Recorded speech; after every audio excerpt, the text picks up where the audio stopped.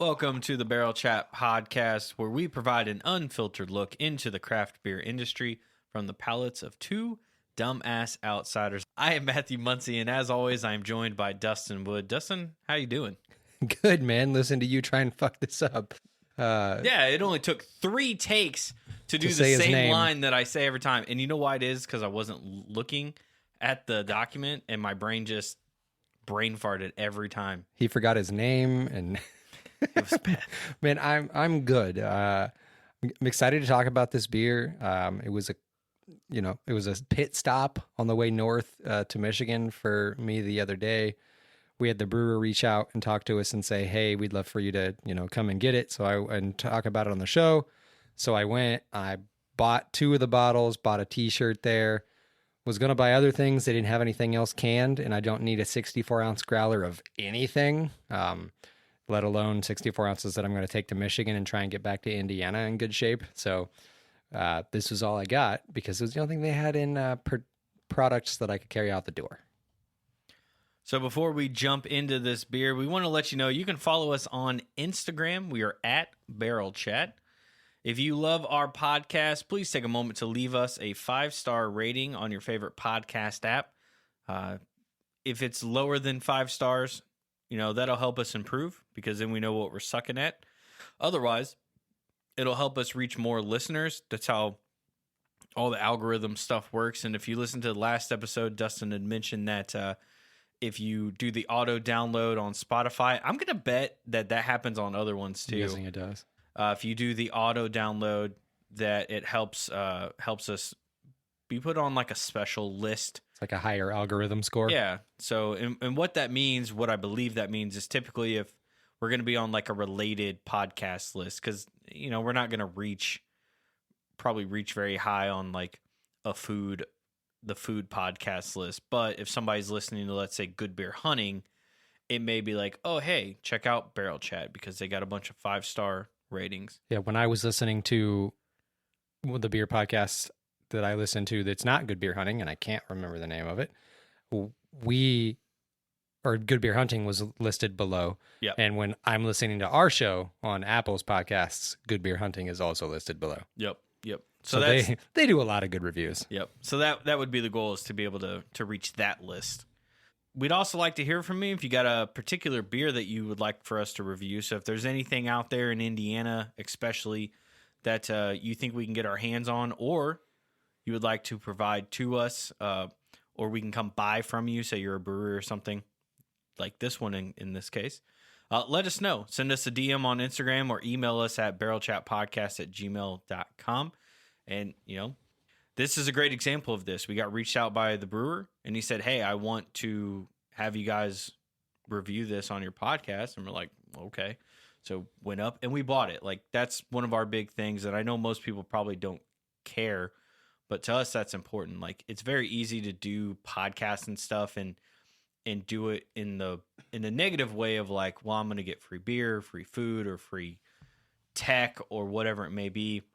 Yep. And like, that's all fine and dandy. But to me, if you're buying it, if you then shit on it in any way, shape, or form, you can hurt some feelings, but it's never like, you can at least know like, well, I bought this.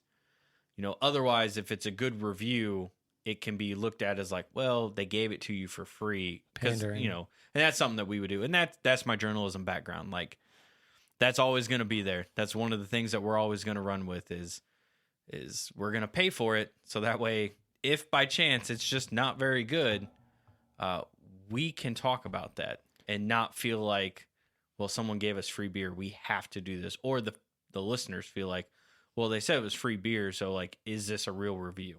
Yeah, and the thing that really jumps out to me about why I want to pay for things is these people are doing an art form. That too. And running a business. So, if I have friends that do artwork, I'm not going to be like, yo, bro, I know you paint. Can you paint me a dope picture for my office? And I'm not going to pay you shit. No, because that's what that person does for a living. So these brewers, they're putting their heart and soul into these beers. And if I'm like, oh, cool, yeah, you only made 200 of these bottles, let's go ahead and give me one for free. And I know that it costs you at least $15 or whatever it may be in recipe ingredients to make this beer, because it's a heavy beer. It's got all kinds of adjuncts. It took time. You barrel aged it, whatever it may be. I'd rather put forth the hard-earned money that we spend, that we make, and spend it in supporting a local business as well and helping the local economy, because these brewers are barely making ends meet sometimes. And I will say too, like, I do find that when we buy stuff, especially like if we just go to like Total Wine or any place and we just buy something and we know we're going to do it on the podcast, like if that beer was to miss, it doesn't feel as bad as if you're just buying something for yourself and that beer misses, and then it feels at that point like you wasted your money. But like on a podcast, I don't know what it is, but it doesn't feel like we're wasting money if we ever have those instances. Like Ardent, yeah, you know, like I know you bought it, but I assume you probably didn't feel like, that was wasted money. Yeah, because we got to talk about it. Yeah. Yeah, there's something about that just kind of works. Jumping into the beer this week. So this is Life of the Mardi. It's a Mardi Gras themed beer. And this is done by Science Project Brewing. They are a nano brewery out of Logansport, Indiana, which you said is about an hour and a half north, right? Of Indy. So just straight up 31.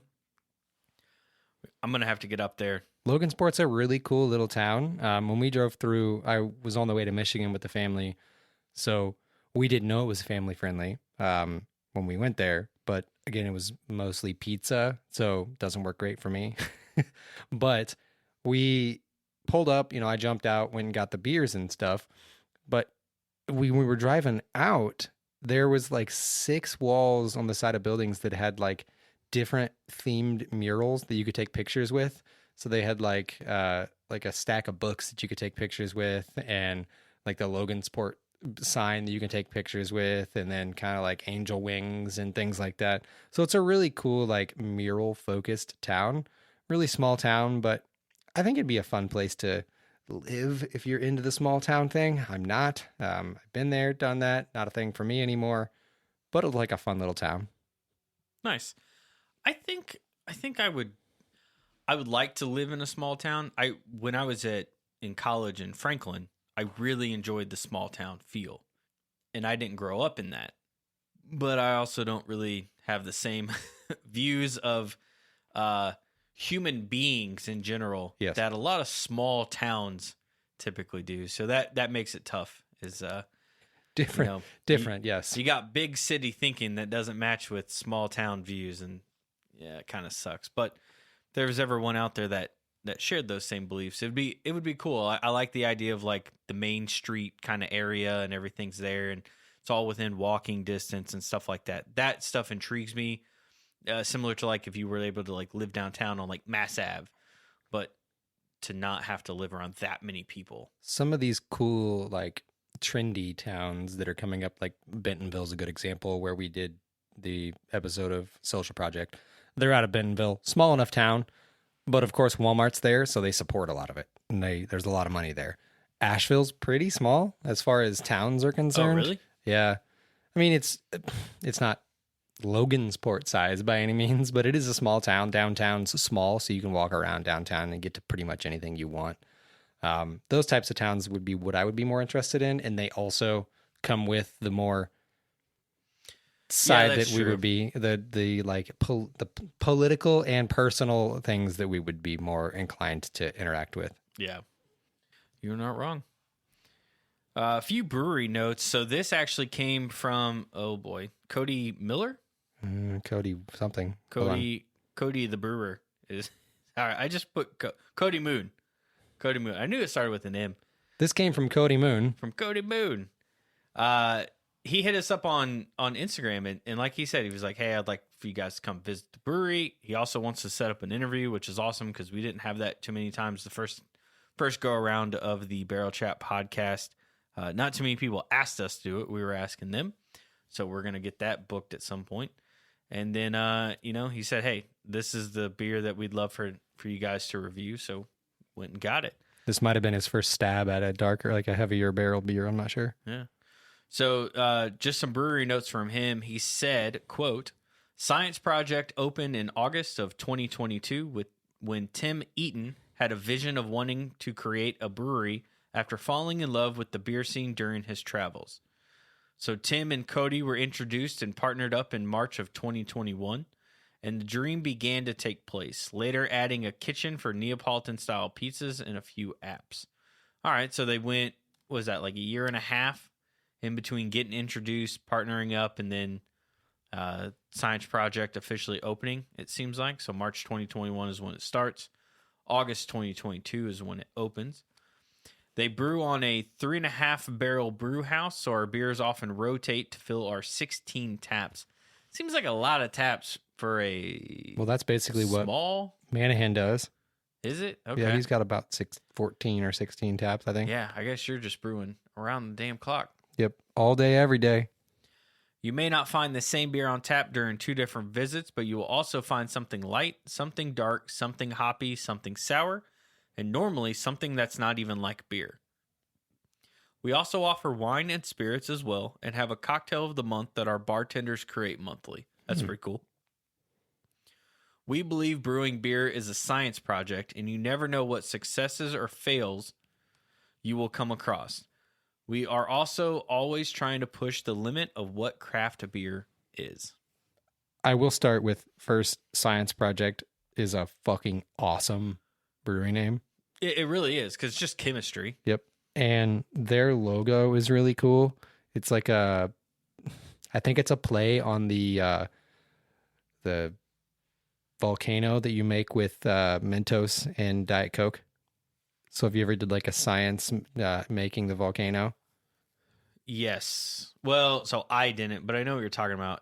Yeah, because they have a volcano and then there's a rocket in front of that.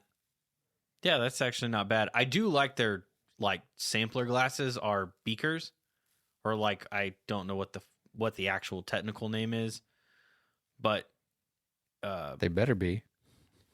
It's that or test tubes. That'd be fun as fuck. Well, it's this. Oh yeah, those are beakers technically, I think. Yeah, it's like that's. I feel like a beaker is like more narrow, but same thing.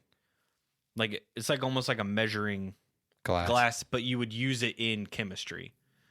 And so that's really cool. Like you're going full in on the science theme.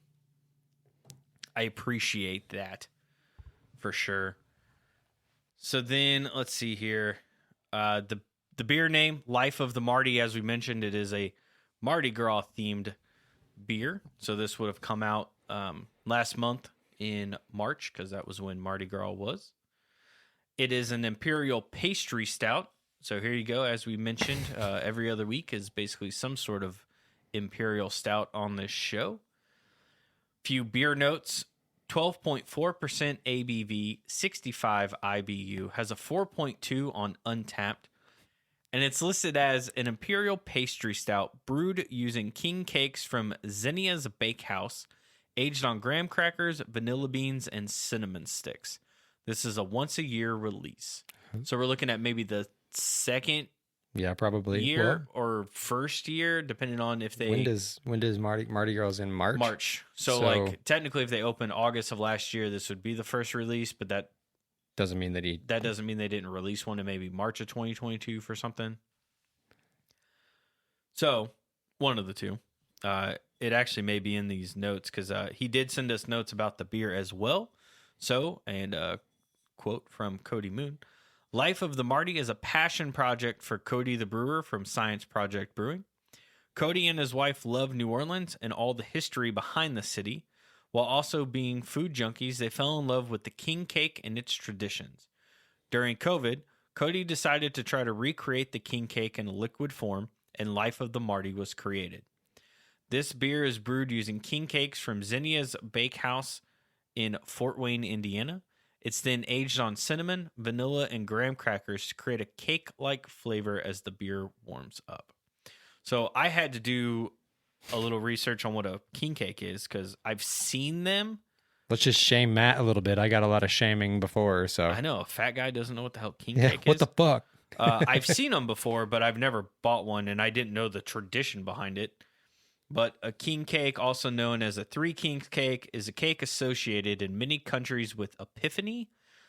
Its form and ingredients are variable, but in most cases, a figurine, often said to represent the Christ child, is hidden inside.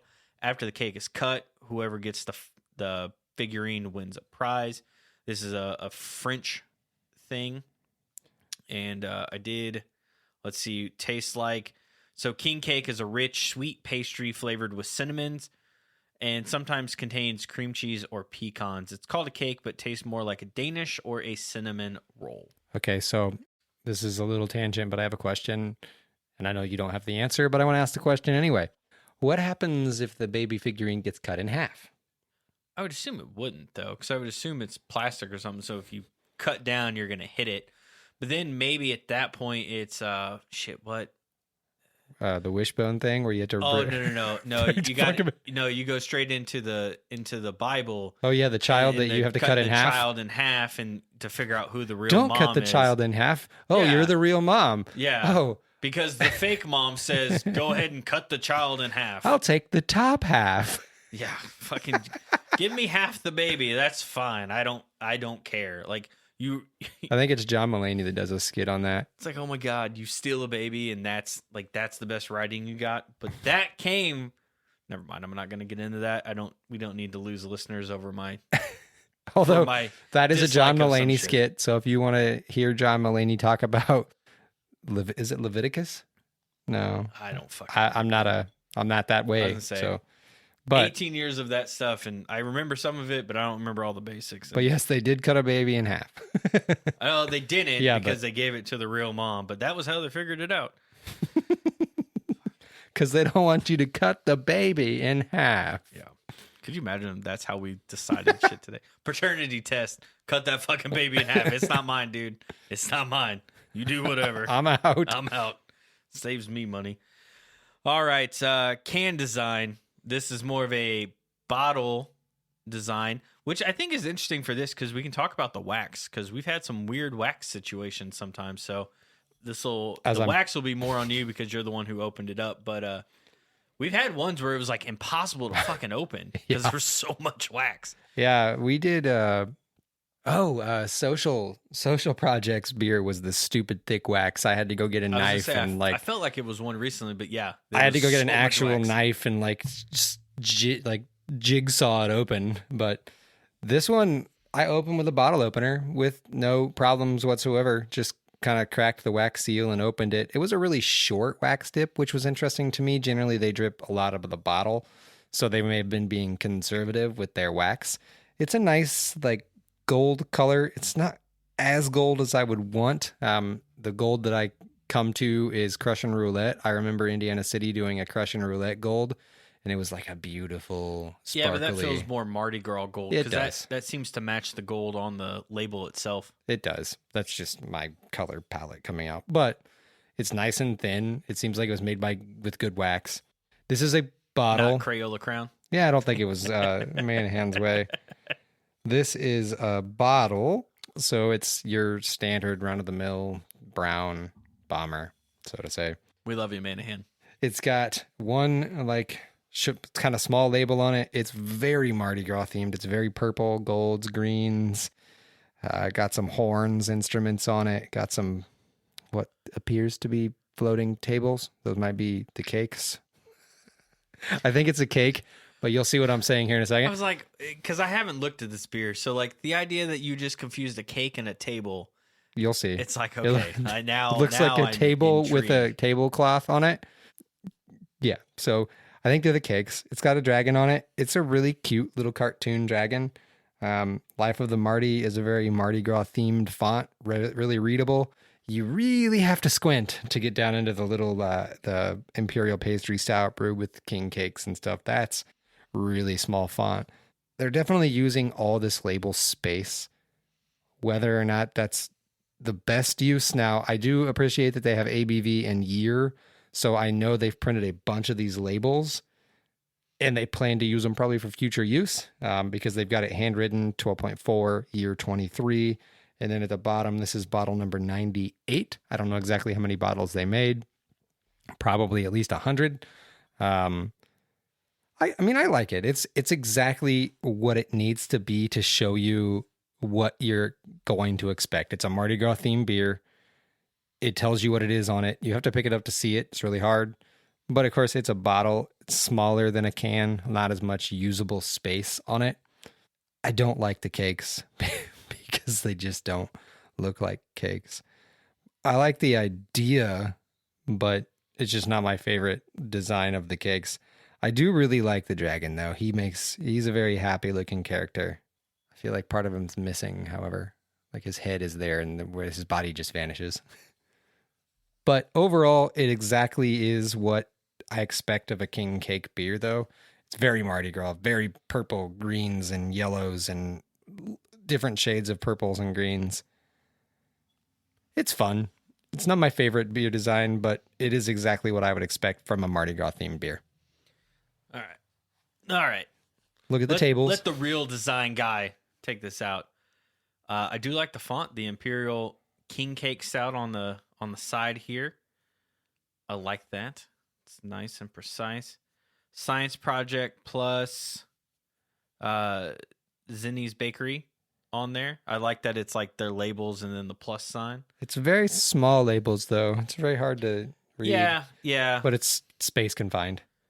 Produce and bottle. Life of the Mardi. Yep, definitely has that Mardi Gras feel there. The dragon seems to kind of loop around on it. And then I'm going to assume that the yellow, green, and purple things are supposed to be cakes. Yeah, don't they look like tables? I guess, yeah. Now I see why you thought it was a table, but like it looks like a table that you would seat at a wedding where you have the like tablecloth it's like and a it billows. round table and it goes down. Yeah, I mean you're an idiot, but yeah, that's. I can see where you get that. I mean, you called me a dumbass at the beginning. This is a dragon though. This is a alligator crocodile. Is it not a dragon? I thought they did dragons at Mardi Gras. No, I'm pretty sure this is an alligator or a crocodile because it has like the long snout and everything. And that would make sense being in Louisiana. They're known for gators, not necessarily dragons. If this was Chinese Mardi Gras, maybe. That's true. Has a couple jester hats on, which I like. It's got a fleur-de-lis bead hanging on there. So that's cool. It's got some trumpets. Yeah, it's fun. It's definitely fun. It's got the ABV, like you said, it's got the year. It just says 23 here. Both written on with a Sharpie. Bottle 98, or at least that's what we assume that number means. It's fun. It's not anything crazy. It fits what this is going for. It's a dragon. Is it? It's a dragon. I'm going... All right, we're going to have to ask, but I'm going gator. Because it looks like a gator.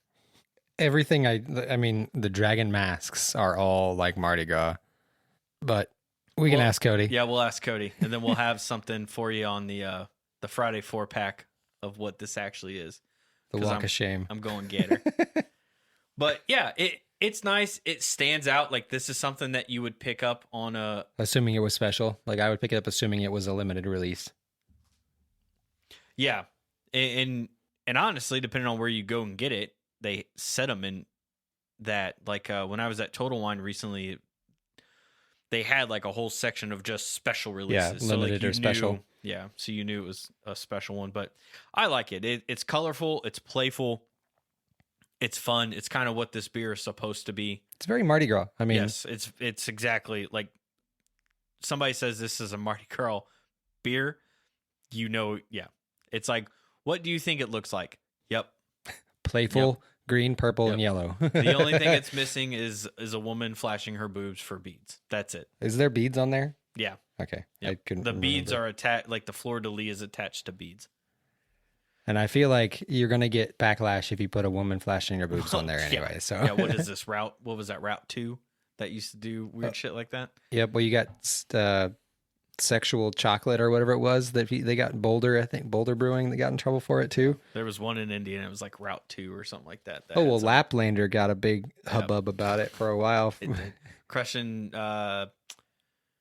candy crushing or whatever, candy crushable. Yeah, from 18th Street had some backlash because like panties or something like that. Probably not gonna get around doing that. But all right, let's jump into the BJCP guidelines. So, with this being a pastry stout, this is considered an alternative sugar beer. But as last time when we did one of these, I'm going to also read through basically what the Imperial Stout is, because there's not much on the pastry stout side or this alternative beer stout side. And thanks to ChatGPT, I was able to put in all the BJCP guidelines and make them more concise and less like nerdy, so that way they're easier to read and possibly easier to understand. Dumb it down. Yeah, it's basically what I told it to do. I mean, shit, even just for me, it's nice to be able to read this stuff. So, an alternative sugar beer is a regular beer with added sweeteners like honey, brown sugar, and lactose that affect the flavor. They may or may not be sweet, but they should taste different. That's literally what ChatGPT. You can instantly tell that ChatGPT wrote this, because this sounds like how I would write it. They should taste different. They should taste different. Overall impressions: sugar and beer should be mixed tastefully, but the beer should still taste like beer. The sweetness should be noticeable but not overwhelming, so it doesn't taste fake. Well, we'll find out. For an Imperial Stout, the overall impression: a strong dark ale with lots of flavors like burnt malt, dark fruit, and a bittersweet finish. It needs to be made carefully so all the flavors work well together and don't taste messy. So it changed it from hot mess to messy. Don't taste messy. Oh, I like hot mess. I know. Appearance. So this is where we're finally going to get into judging this. Dark. So for the alternative sugar beer, same as the base beer, although some sugars will bring additional, usually darker colors. For an Imperial Stout, normally the color of this beer can be very dark, from reddish brown to black. Should be opaque with a dark brown or tan head that doesn't last too long. If it's strong, you might see legs when you swirl it around in the glass. Well, the head did not last long. It did not. Actually pour with quite a head for all the adjuncts that are in the beer, which was impressive, because generally they just pour very flat. Now, it is not flat, I can see that, but it is very, very lacking in head at the moment. You do have some legs. So if I slowly tip my glass here and let it run back down, there is alcohol legs for sure. No lacing, but the legs stay on the glass for quite some time. It is super dark brown. I don't know that I would call it black. It's not quite black, but it's a really dark brown. It looks like a stout. I mean, there's not much more I can say about that. Yeah, like you don't miss that this is a stout at all.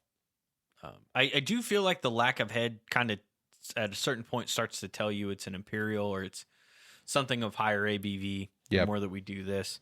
So that does kind of show that. There's like on the outer rim of the beer is where all of my head kind of lives. So I don't know if that's a glass, the difference between the two glasses that we have, because yours doesn't really have that. Yeah. So that might be a glass feature in that area. And mine, if you tip it around, it has legs, but they dissipate real quickly. Like it's not something that hangs on very long in my glass. Yeah, mine loves to stick to the side. I mean, it's exactly what I would think for a stout. But I think you're right. I can see that there's like extra oils and stuff in this beer from the adjuncts. On the top of it, you can see some of the like oil slick looking things, at least in my glass, that I see in things like Bourbon County's coffee and stuff whenever they make coffee beers. So I expect this beer to be an adjuncted beer just by looking at it. Yeah, you're not wrong. It does kind of have that oil slick look to it. All right. Aroma. This beer is the same as the original, but with added ingredients like honey or molasses that give it a pleasant aroma. This is obviously all the king cake ingredients. The aroma should blend well with the beer and not be too strong. For a normal Imperial Stout, the beer is rich and has lots of different flavors like roasted grains, maltiness, fruit, hops, and alcohol. The roasted grains can taste like coffee or dark chocolate and can be light or strong. The smell can be mild or strong like a barley wine. Okay, first note, there's a ton of cinnamon on the nose. A ton. It smells like I'm drinking or smelling a cinnamon stick. Or if, and I'm assuming that this is the case, they aged on the cinnamon graham crackers. When you open a bag of cinnamon graham crackers, this is almost exactly what it smells like. Not a whole lot of the stout left in it, but I think it's just such an overpowering adjunct. Cinnamon has such a strong flavor profile and smell that it's just overwhelming. We'll make this real easy. I smell the fucking cinnamon on this. That might be the first time I've ever smelled, like, it's very obvious. And I don't know if that's because they're using cinnamon sticks versus maybe what other people use, but it is very obvious that there's cinnamon in here. To me, the honey, like the cinnamon graham crackers definitely is kind of what you get out of this, or a cinnamon toast crunch in a way. That's what I'm pulling. You're right, though. It does kind of overpower any sort of stout profile that you would normally see with chocolate or the malty roastedness or coffee or anything like that. You don't really get any of that. None of that really comes through. No, there's not a whole lot of roast or anything. It's just cinnamon. Yeah. It's sweet. Yeah. And cinnamon. It's not bad. No, that's what I expect when you say king cake. This literally smells like what the inside of a king cake smells like. Yeah. But I do feel like sometimes, like, it's still gotta live up to a blended well type thing. Because if the aroma isn't quite there and you're not really picking up any of that normal base beer type level, it's like, okay, is this going to be way too overpowering, or is it going to be one of those weird ones where you can taste, the actual stout, you just can't smell it, like the last one we did where the cardamom and chai was just a bit overpowering.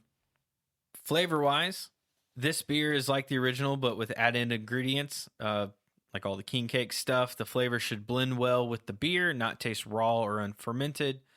Some added sugars make the finish fuller, while others can make it thinner. For a normal Imperial Stout, the beer is rich, deep, and intense with lots of different flavors like roasted malt, fruits, hops, and alcohol. It can taste like bittersweet chocolate, cacao, or strong coffee. The finish can be dry or a little sweet with a roasted taste, some bitterness, and warming feeling. The flavors can change as the beer ages, becoming more subdued or taking on a wine-like taste. So it got rid of vinous and changed it to wine-like taste. This is probably the right temperature for this beer to be drank. We let the bottle sit during the previous episode recording and poured it. Let's start with, there's a ton of cinnamon on the flavor profile. But also I do get some of the like residual sweetness from what I assume was the graham crackers or the vanilla bean. So there's like a super hit of the spice from the cinnamon, and then the vanilla bean or the graham crackers kind of sweeten out, and then it just stops. I don't know that it has like any of the roast that I would want on the very back end. Like maybe the base beer didn't have enough roastiness to begin with, or this cinnamon just like killed it. So I lose a lot of that, but I do enjoy the just crazy amounts of cinnamon because, one, you'll find out here in a minute, Matt can generally not taste cinnamon, and I think he can taste it in this beer, which is weird. Yeah. So again, and that's what is kind of a bit off-putting to me, unfortunately, is that I can taste so much of it. And I think it's because it's just coming through a lot. I do get the vanilla bean. And what's interesting is usually that's the overpowering component in a lot of these big stouts when they add the Madagascar vanilla beans, is like that's really what you get. And I do feel like you get some of that breadiness, that graham cracker type thing. Yeah. Here's my struggle with this beer is I don't know what king cake tastes like. So this could be 1000% exactly what king cake tastes like, and they've nailed it. And I don't know. King cake's 90% cinnamon. Yeah. It's like, okay, if it's supposed to taste like a cinnamon roll, like it tastes like a fucking cinnamon roll. Yeah, that's basically what a king cake is. It's just a big, drier cinnamon roll. It's very flaky, a lot of layers. Yeah. So it's a very like pastry stout, or Jesus, it's very pastry like esque, where you got all the like laminate roll like layers of it, and it's flaky. It's a little drier than a cinnamon roll generally, and it does have the icing on the top of it. So I think that might be what's missing to make like tie this all together, would be like that icing flavor. I feel like the vanilla is supposed to be what that is. I almost want a little more of that to make it really tie into what like a king cake is. But to those who've eaten king cakes before, this is like if you were to take the icing off and just eat a slice of the cake, because it does finish a little bit dry. So it's much like finishing like the cake does, a little dry. It's a lot of cinnamon, a little bit of like residual like vanilla or graham cracker flavor going. I think it hits king cake really well. I think my problem is in my brain, I'm thinking Mexican hot chocolate, and it's not that. No, it's definitely not that. Because it's that like same like idea, but it doesn't have like the peppers and stuff in it. Yeah, it is. I guess it is kind of reminiscent of the Westbrook's Mexican cake in a way, but yeah, without the peppers. But I think the part I dislike about it is that stout just isn't there for me. Yeah, the roast is missing. There's no roast. There's just no real stout notes that pop. It is a cinnamon overload with a vanilla backbone and a little bit of the breadiness. Like it if you said that this was just a cinnamon roll, because obviously I know what that tastes like, it's like, oh yeah, no, that's yeah, that matches that. I'm good. So what if I told you it was a cinnamon graham cracker beer? Yeah, and that's close enough too. Like it has that breadiness, it has that cinnamon, and the vanilla, like I said, is to me kind of represents maybe that the icing. The icing that they put on it. I was wanting to say cream, and I'm like, I know that's not right. Why can't I think of this word? I blame the beer. The beer made me dumb. 12.5% makes me dumb. For mouthfeel, so we are looking at same as the base beer, although depending on the type of sugar added, could increase or decrease the body. What a wonderful description. Normally for an Imperial Stout, the beer is full-bodied and chewy with a smooth and velvety texture. Although this may be lessened with aging, you should be able to feel a gentle warmth from the alcohol, but it shouldn't be the main taste. In well-made versions, the alcohol can be hard to detect. The beer shouldn't feel too thick or syrupy. The amount of carbonation can vary depending on how long it's been aged. I think it's a little thin, but I also think that comes from some of the adjuncts that have been added. I agree with the thinness. I want my Imperial Stouts to be a little bit... There's a lot of carbonation, though, so it held the carbonation really well. Is there too much carbonation? Maybe. That's how I feel. It's like a smidge too much. And that's probably after, in the bottle, it's probably still fermenting. It feels like something at the back end of it is a little bubbly. Like it's not like a Pop Rocks type of sensation, but like it just feels like you can feel the carbonation still, like after you've already swallowed and everything, like there's still some carbonation left. This reminds me a lot of the porter that I brewed with Sean Manahan at Copacetic, because we did a Mexican hot chocolate porter, and the problem with that beer was all the adjuncts kept the beer like over carbonated. I don't know why. Didn't ask him. But it reminds me a lot of that. The flavors are there. I enjoy the flavor profile, but it's a little thinner than I would want. And I guess that probably, I mean, pastry stouts are going to probably be a little bit thinner. I think it just has to meld well because what was the last pastry stout we did? We just did one. Windmill. Yeah. And that one blended well. Like it was thin, but it was like this was perfectly thin. Like this matched what I was looking for. And if you're telling me this is cake, I'm not thinking thin. Yeah. Like kinda... I want something that's a little bit thicker body because it's supposed to be a cake. It's interesting. We've had both ends of the thickness spectrum on pastry stouts. We've had this guy and Windmill that were a little on the thinner side. And then Savoy Truffle was hearty. That was a hearty bitch. But I think that does play a factor into it because your brain is expecting something. Yep. When you hear cake, like if you ate cake and it was like just not dense, be like a very airy, fluffy cake. You're like, what the fuck is this? Like, this is like angel food cake. Yeah. And maybe that's what king cake is, but like my brain right now is sitting at cinnamon roll, and cinnamon roll is not that. So that's what I feel like this is sort of missing. It is a little lighter. A king cake is a little lighter than a cinnamon roll. It's like more croissant-ish than a cinnamon roll. So to say, that's not the right way, but like... Okay. I mean, like, that's a bit more flaky. And yeah, it's like, it's a laminated cake. I don't know what the fuck that means. So it's got multiple layers, so they'll fold it on top of each other, and then the layers will let air get in between it. So it is a little bit thinner than like a dense cake, so to say. But it's not quite, I don't know how I would translate that into beer. But all of me wants this to have a little bit more body, but I think that's just because I like my stouts to be a little curvy. Yeah. I mean, you're not wrong. You're not wrong. All right. So top 50 list. So if you by chance didn't listen to the last episode, we have moved on from the tier listing.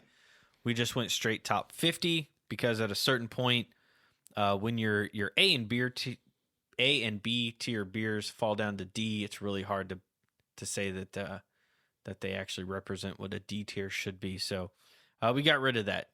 And we're just going straight top 50. So quick overview of what we got. Foreign Locals Ghost Chant Sour. That is number 1 right now. Westbrook's Mexican Cake 2022 is sitting at 12.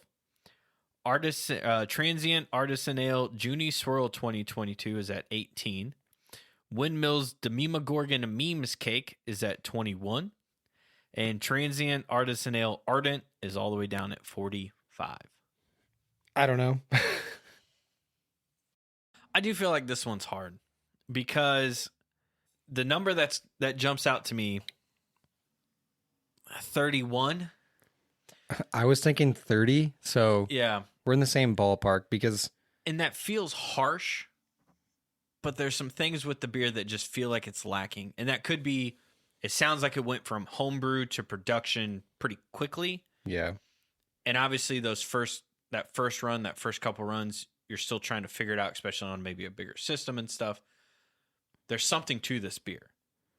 Like it's got it, no pun intended, it's got legs. It's just on my brain, and maybe if I eat some king cake, I don't know if you can only find it during Mardi Gras season or not, but if I find some king cake and I eat it and then I come back and try this, or maybe we do this next year and we bring some fucking king cake on and we sample it together, maybe that's what I'm missing.